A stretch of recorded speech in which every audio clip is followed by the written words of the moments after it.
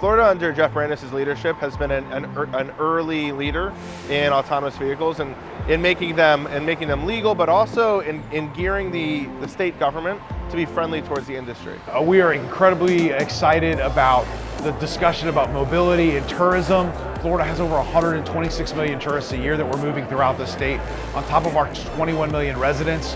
So this whole conversation about mobility and the tourism market is something that we're really excited to talk about. We did, with Jeff's leadership, I signed probably about 6 months ago, one of the strongest bills in the country for autonomous vehicles. I mean, we basically said this is coming.